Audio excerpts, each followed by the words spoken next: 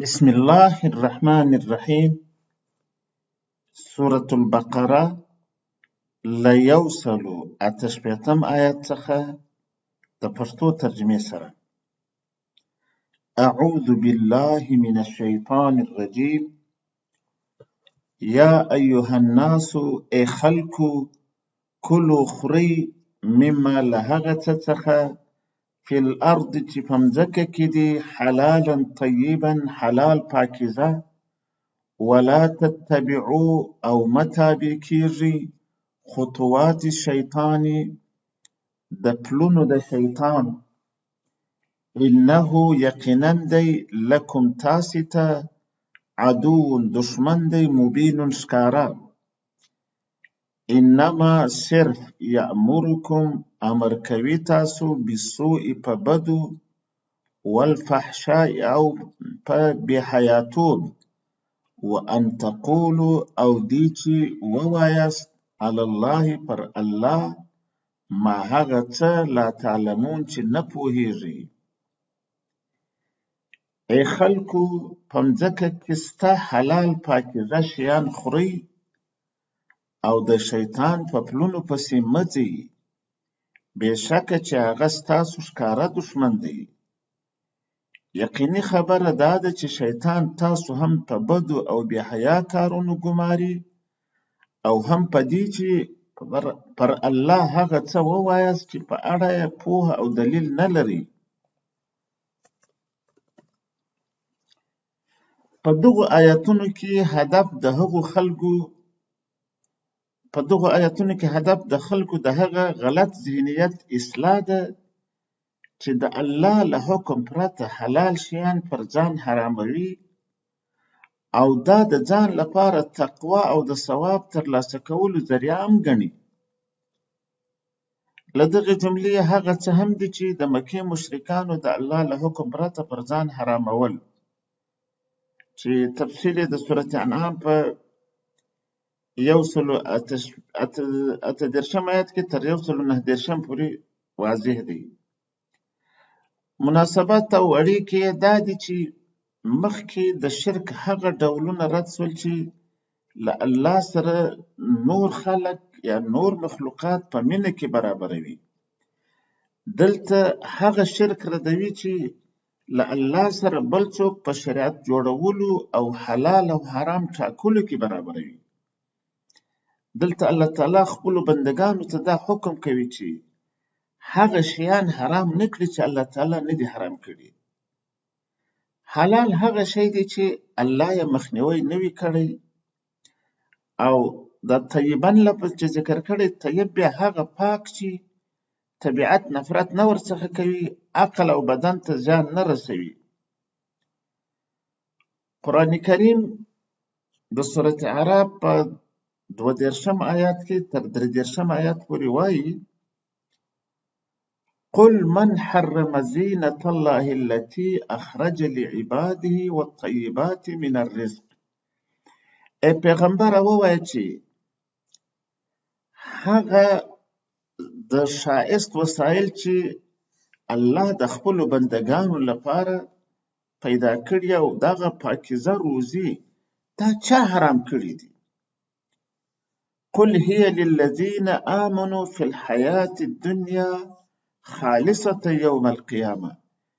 پیغمبره ووایه چې دغه د ښایست و زینت وسایل او پاکیزه روزي په دنیا کې هم له مؤمنانو لپاره دي، په داسې حال کې چې د قیامت په ورځ دوی ته خاص وي، هلته بیا بل څوک ګډون نه ورسره لري. کذلک نفصل الآیات لقوم یعلمون. دغه ډول د آیاتونه په تفصیل بیانوم داسې قوم ته چې ځان پوهوي. قل انما حرم ربي الفواحش ما ظهر منها وما بطن والإثم والبغي بغير الحق وأن تشركوا بالله ما لم ينزل به سلطانا وأن تقولوا على الله ما لا تعلمون. ای پیغمبر ووایه چې زما رب دا حرام کړي دي، بې حیا کارونه، که هغه څرګند وي او که پټ وي، دارنګه ګناه او ظلم په ناحقۍ، بغاوت په ناحقۍ او یو پر بل تېری، او دا چې له الله سره داسې څه شریک کړي چې الله یې په اړه دلیل هم نه دی نازل کړی، او دارنګه یې دا هم حرام کړي چې پر الله باندې داسې څه ووایاست چې په اړه یې معلومات او دلیل نه لري. دارنګه د نبي صلی الله علیه وسلم یو حدیث هم په صحیح مسلم کې دی چې وایي الله تعالی ما ته وحی کړی چې وایي کل مال نحلته عبدا حلال، هر مال چې مې یو بنده ته ورکړی دی هغه حلال دی. نو حلال دغه شی چې الله یې منع نه وي کړی، او طیب هم دا چې پاکیزه وي، طبیعت کرکه او نفرت نه ورڅخه لري، عقل و بدن ته زیان نه رسوي. واذا قیل لهم، او چې کله وویل سي دوی ته اتبعوا، تابع سي، ما د هغه څه انزل الله چې نازل کړی الله، قالو وایي دوی بل نتبعو، بلکې تابع کیږو ما د هغه څه الفینا چې موندلي مو دي علیه پر هغه آباءنا پلرونه زموږ، اولو کانه ایا که څه هم و آباؤهم پلرونه د دوی لا یعقلون چې نه یې کاروي عقل شیئا هیڅ شي ته، ولا یهتدون او نه پر لاره سمېدل. چې کله ورته وویل شي د هغه څه لاروي وکړي چې الله نازل کړی، وای نه، بلکې د هغه څه لاروي کوو چې موږ خپل پلرونه او نیکونه ورباندې موندلي. آیا که څه هم د دوی پلرونه او نیکونه داسې وي چې نه په څه پوهیږي او نه پر سمه لاره روان وي، نو بیا به هم دوی په هغو پسې ځي. په تېرو آیاتونو کې د شرک رد وشو، په دې آیاتونو کې د شرک پر دفاعي طریقې رد کیږي. دلته مقصد هغه تګلاره ردول دي چې مشرکان د الله د نازل شوي دین په وړاندې د شرک په دفاع کې د دلیل پر ځای کاروي. هغه دا چې د الله د حکم په مقابل کې پلار او نیکه دلیل ګرځوي. دا هغه لکړه او د تکیې ذریعه ده چې هر چیرې هر وخت هر بې دلیله انسان تکیه پر کوي. الله تعالی وایي د سورة زخرف په 23 آیت کې وَكَذَلِكَ مَا أَرْسَلْنَا مِنْ قَبْلِكَ فِي قَرْيَةٍ مِّن نَذِيرٍ إِلَّا قَالَ مُتْرَفُوهَا إِنَّا وَجَدْنَا آبَاءَنَا عَلَى أُمَّةٍ وَإِنَّا عَلَى آثَارِهِمْ مُقْتَدُونَ.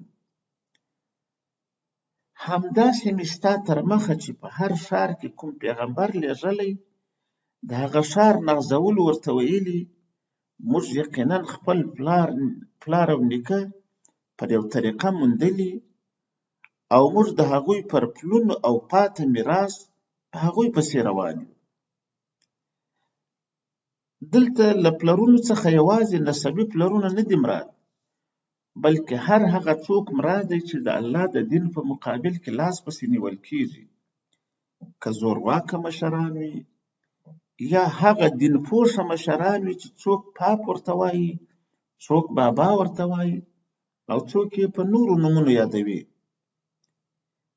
لکه د سورة احزاب په 88 آیات کې چې قرآن کریم د هغوی خبره نقل کړې وایي وقالوا ربنا إنا أطعنا سادتنا وكبراءنا فأضلونا السبيل.